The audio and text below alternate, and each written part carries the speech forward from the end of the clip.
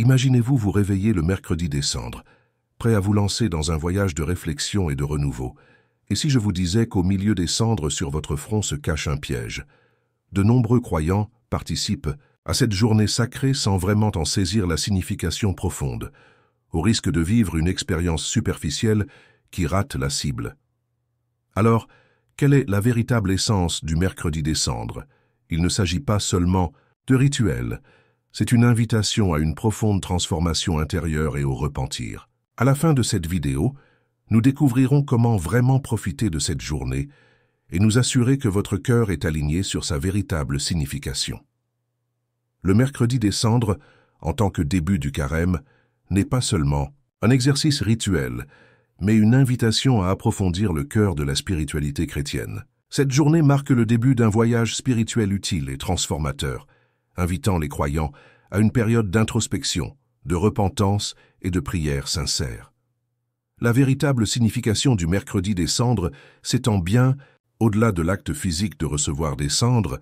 C'est un geste profond qui renferme une richesse de signification spirituelle, profondément ancrée dans la doctrine chrétienne. Le fait de recevoir des cendres sur le front, généralement en forme de croix, est une déclaration publique de foi et d'humilité. C'est un signe visible de contrition et un rappel de la fragilité humaine. Les cendres sont un rappel poignant de notre mortalité, faisant écho à la phrase traditionnellement prononcée par les prêtres lors de l'imposition des cendres. N'oubliez pas que vous êtes poussière et que vous retournerez à la poussière. Cette phrase n'est pas simplement une reconnaissance solennelle de notre mortalité. Cela témoigne plutôt de l'humilité et du repentir qui sont au cœur de l'objectif du mercredi des cendres. Enraciné dans les anciennes traditions bibliques, le symbolisme des cendres peut être retracé dans toutes les Écritures comme emblème de pénitence et de transformation. Dans Daniel 9, 3, le prophète Daniel se tourne vers Dieu dans la prière et la supplication, avec le jeûne, le sac et la cendre. Cet acte de se couvrir de cendre est une profonde expression de repentir et un appel à la miséricorde et à la transformation. De même, l'histoire de Ninive décrite dans le livre de Jonas met en évidence l'utilisation des cendres dans les actions de repentance de la ville. Les habitants de Ninive, après avoir entendu la prophétie de Jonas sur le jugement imminent, démontrent leur remords et leur désir de pardon divin en se parant de sacs et de cendres. En conséquence, leur repentir sincère conduit Dieu à refuser son jugement, démontrant ainsi le pouvoir transformateur d'une véritable pénitence. Ces récits bibliques soulignent l'objectif principal du mercredi des cendres, un engagement en faveur d'une véritable repentance et d'une croissance spirituelle transformatrice. Il est essentiel que les croyants intériorisent ces leçons et recherchent une compréhension plus profonde de leur cheminement spirituel. La reconnaissance de la fragilité humaine et l'adoption de l'humilité créent un terrain fertile pour le renouveau spirituel. Grâce à cette pratique, les chrétiens sont appelés à reconnaître leurs péchés et leurs imperfections, non avec désespoir, mais avec espoir dans la rédemption et la grâce divine. La célébration du mercredi des cendres peut parfois devenir une formalité rituelle, dépourvue d'intentions spirituelles sincères. Pour éviter cette participation superficielle, il est crucial que les croyants cultivent un véritable désir de changement intérieur. Recevoir des cendres devrait inciter à un examen approfondi de sa vie, en considérant les domaines où le repentir et la transformation sont nécessaires. Cette pratique appelle à une évaluation honnête de sa relation avec Dieu, invitant à abandonner l'orgueil et à adopter l'humilité. Réfléchir sur la véritable signification du mercredi des cendres implique bien plus qu'un simple souvenir annuel de la mortalité humaine.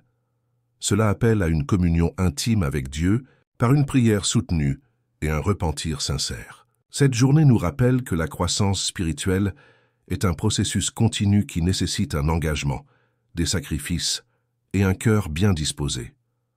Alors que les croyants entreprennent le voyage de 40 jours du carême, ils sont encouragés à exercer des disciplines spirituelles telles que le jeûne, la prière et l'aumône.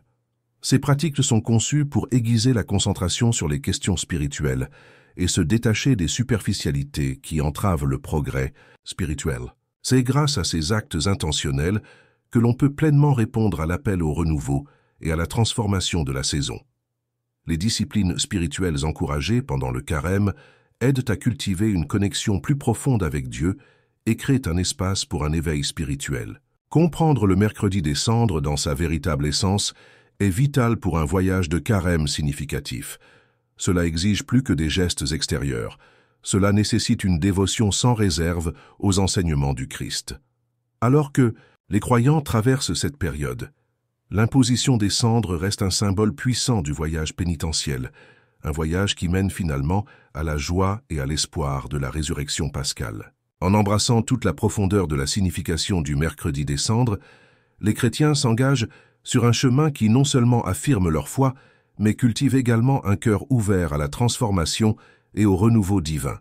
Le Dauk, voyage du mercredi des cendres, tant dans les pages de la Bible que dans les annales de l'histoire, porte un profond récit d'humilité et de renouveau. Bien avant que les cendres ne deviennent une trace familière sur le front, elles avaient une profonde résonance symbolique, mêlant l'instruction divine à l'humilité de l'expérience humaine. Pour comprendre l'ampleur de ce rituel, nous devons remonter au temps biblique, en retraçant les pratiques qui éclairent les croyances et les actions des anciens croyants. Les cendres, en effet, étaient emblématiques du repentir et du remords dans les Écritures, formant un vocabulaire visuel qui s'adressait directement au cœur. Les récits bibliques regorgent d'exemples où l'application des cendres se produit comme un geste poignant de repentir.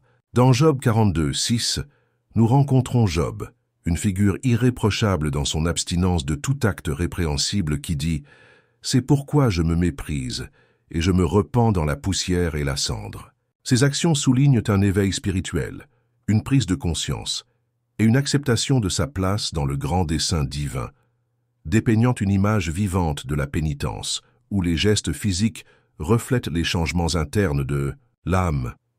Cette utilisation de la cendre comme symbole s'étend dans d'autres passages, comme Jérémie 6, 26, qui appelle au deuil « Revêtez un sac, mon peuple, et roulez-vous dans la cendre. Pleurez avec des lamentations amères, comme pour un fils unique, car tout à coup le destructeur viendra sur nous. » La physicalité brute de ces actions invite à comprendre que le profond chagrin et la conscience d'actes répréhensibles nécessitaient des expressions visibles et tangibles. Pour comprendre la pertinence substantielle de la tradition, nous devons également reconnaître comment les premiers chrétiens ont adapté ces idées bibliques, les traduisant en pratiques communautaires. En tant que jour marquant le début du carême, le mercredi des cendres est devenu un temps de réflexion collective et de repentance, un thème fondamental tissé tout au long du calendrier de l'Église. Ce sentiment de repentance collective était non seulement essentiel à la cohésion communautaire, mais aussi à la transformation personnelle, guidant les croyants vers des communions sincères et humbles avec le divin. Au-delà de ces fondements bibliques, les débuts de l'histoire du christianisme dressent le portrait de croyants qui ont commis des actes mémorables pour incarner la repentance. À mesure que le christianisme se propageait, les coutumes régionales ont considérablement influencé les pratiques cultuelles, mais l'acte symbolique consistant à utiliser les cendres est resté un élément essentiel, apparaissant systématiquement dans les communautés chrétiennes comme un appel à l'humilité. En particulier, l'intégration des cendres dans les traditions du carême peut provenir d'anciennes cérémonies de pénitence publique, se manifestant par une reconnaissance publique et puissante du péché et un désir de réconciliation. Au fil des siècles, le rituel du mercredi des cendres est devenu un symbole profond d'humanité partagée, un rappel de la mortalité et de la nature éphémère de la vie.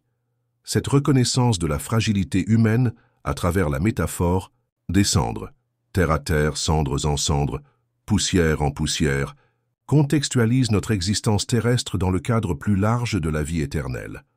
Les documents historiques et les écrits théologiques des premiers pères de l'Église réfléchissent sur ces thèmes, affirmant que le repentir et le souvenir de nos humbles débuts jouent un rôle crucial dans l'éveil et la croissance spirituelle. L'évolution du mercredi des cendres au sein de l'Église souligne un mouvement délibéré d'une simple tradition vers une pratique significative, transformant un rituel en une période riche en profondeur spirituelle. Les autorités ecclésiales ont souligné l'importance de la conversion interne plutôt que de l'observation externe, exhortant les croyants à laisser les cendres être plus qu'un acte cérémoniel, mais une invitation à une véritable réflexion et transformation. Associées à la prière, au jeûne et à l'aumône, pierres angulaires de l'observance du carême, ces pratiques visent à réorienter le cœur et l'esprit du croyant vers Dieu en le repositionnant sur les préoccupations divines plutôt que mondaines. Cette pratique respectueuse, solidement ancrée dans les coutumes bibliques, met en valeur un héritage durable qui transcende le temps, tirant sa force de sa capacité à toucher les générations.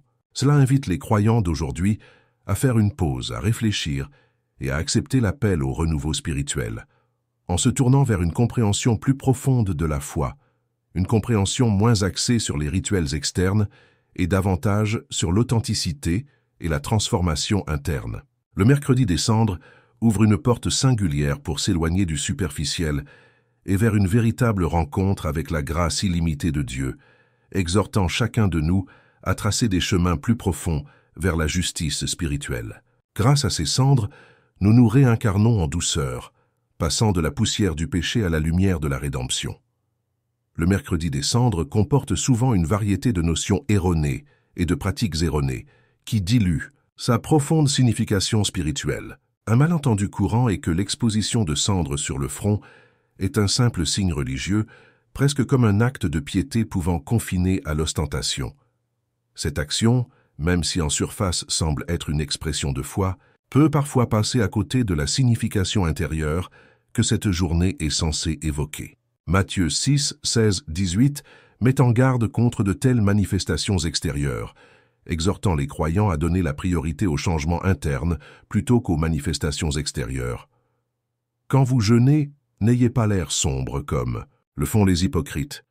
Mais quand vous jeûnez, mettez de l'huile sur votre tête et lavez votre visage, afin qu'il ne soit pas évident aux autres que vous jeûnez, mais seulement à votre Père, qui est invisible. Ce passage illustre comment le Christ met l'accent sur la sincérité dans les pratiques spirituelles. Le rituel des cendres n'est pas un ticket d'admiration, mais un appel à une humble réflexion. Pourtant, dans notre quête de croissance spirituelle, comment concilier l'importance de ce signe extérieur avec notre cheminement intérieur? Les cendres sont considérées comme un symbole, un rappel tangible qui marque le début d'un chemin plus profond et très personnel.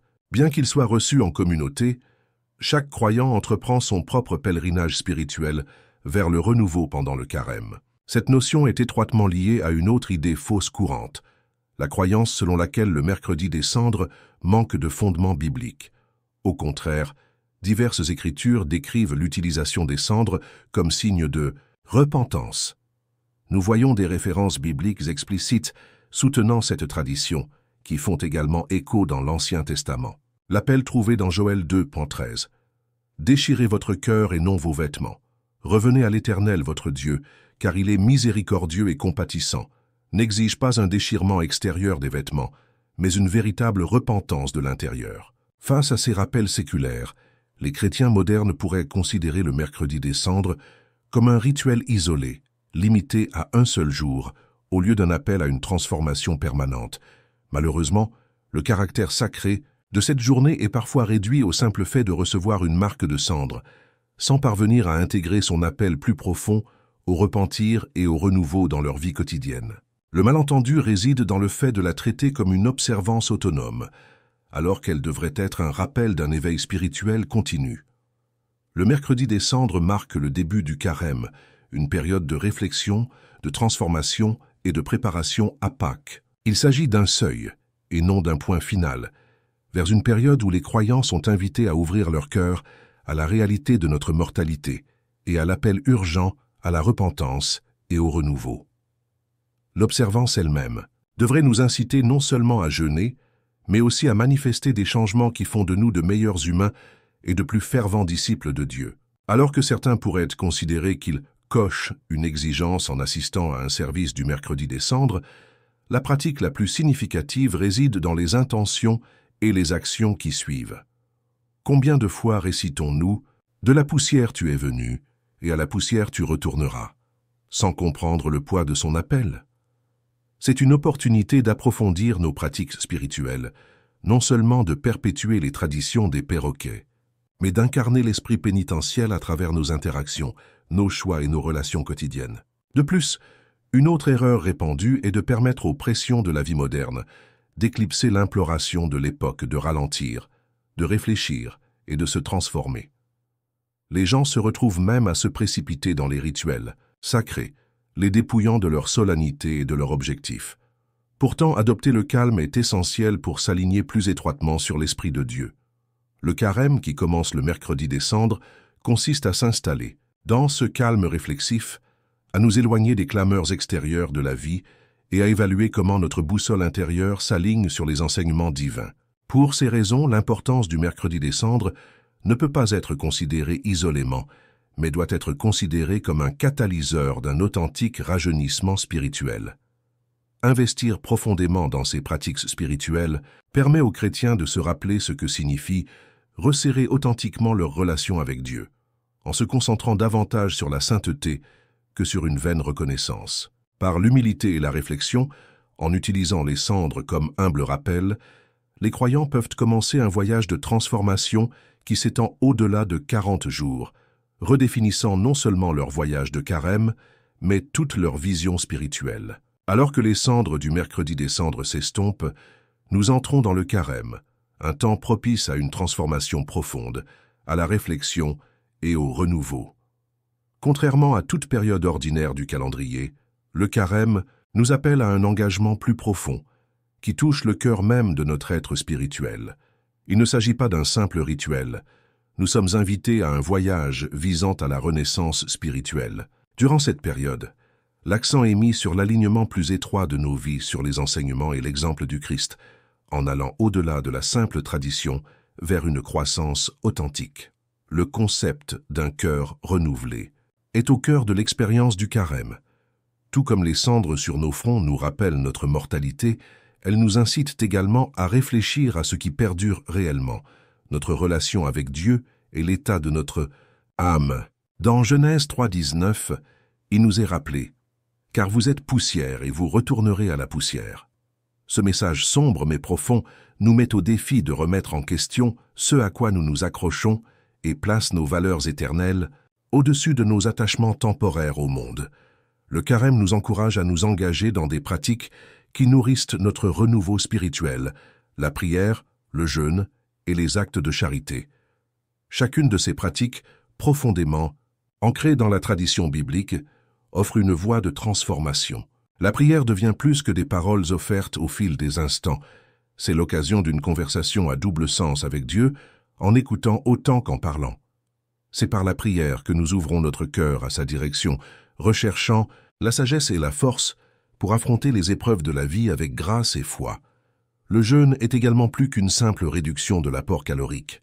Lorsqu'il est entrepris avec la bonne intention, le jeûne devient une discipline puissante qui nous aide à nous recentrer sur Dieu en faisant de l'espace.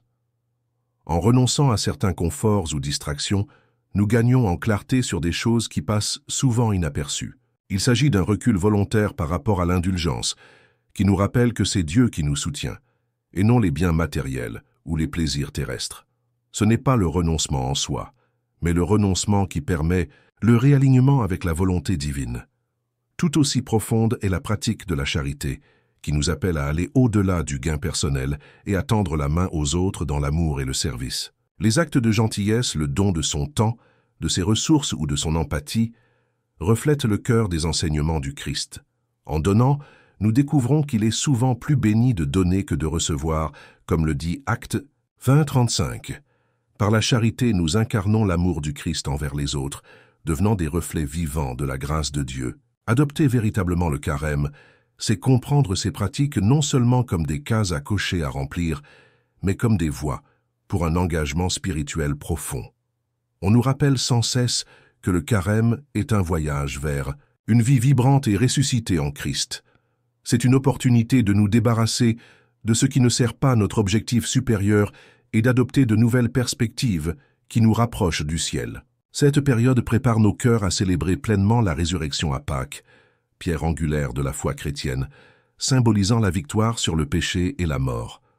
Pourtant, embrasser le carême signifie aussi faire face à l'appel à abandonner nos attachements au monde. Nos vies modernes, remplies de distractions et de désirs, nous éloignent souvent des priorités spirituelles. Le voyage du carême nous met au défi de réfléchir à ce qui domine notre cœur et notre esprit, et de redéfinir nos priorités vers des valeurs qui honorent la présence de Dieu dans nos vies. Cela nous amène à nous demander où nous investissons notre temps, notre énergie et nos affections. Le carême est une occasion unique de purifier nos lentilles spirituelles, pour ainsi dire, nous permettant de voir clairement les domaines de notre vie qui ont besoin d'être transformés. Il s'agit d'abandonner les griefs du passé, de se libérer du fardeau de la culpabilité et de la honte, et d'avancer vers le pardon et la paix, en nous-mêmes et dans nos relations. Nous sommes invités à regarder à l'intérieur et à affronter les habitudes et attitudes qui nous empêchent de vivre pleinement dans la lumière de Dieu. Tout au long de ce voyage, faites confiance au pouvoir transformateur de l'amour de Dieu. Participez au carême non seulement comme un temps de privation, mais comme une opportunité de profond renouveau spirituel. Renforcez votre relation avec Dieu en consacrant du temps en sa présence, cherchez du réconfort dans sa parole et nourrissez l'espoir par la prière et la réflexion. Tout au long du carême, faites chaque pas avec intention, sachant qu'avec chaque acte de fidélité, vous vous rapprochez toujours plus du cœur de Dieu. Engagez-vous dans le processus, même lorsque cela semble difficile, car c'est souvent à ce moment-là que se produit la croissance la plus significative. Laissez l'amour du Christ être votre guide, illuminant votre chemin, vous encourageant à avancer vers une compréhension et une intimité plus profonde avec Dieu. Ce moment sacré n'est pas une question de perfection, mais d'effort sincère et d'ouverture à la transformation. Alors que nous approchons de la célébration de la résurrection du Christ, faisons-le avec un cœur renouvelé et un esprit relevé, prêt à participer à la joie et à l'émerveillement de Pâques. Puisse ce voyage de carême vous apporter une vision nouvelle, une paix profonde et un sentiment d'espérance indomptable. N'oubliez jamais qu'en nous abandonnant au dessein de Dieu, nous trouvons la vraie liberté et la vraie joie. Laissez votre chemin de carême être marqué par une véritable dévotion, vous conduisant non seulement vers la résurrection du Christ, mais aussi vers une résurrection personnelle de foi, d'espérance et d'amour.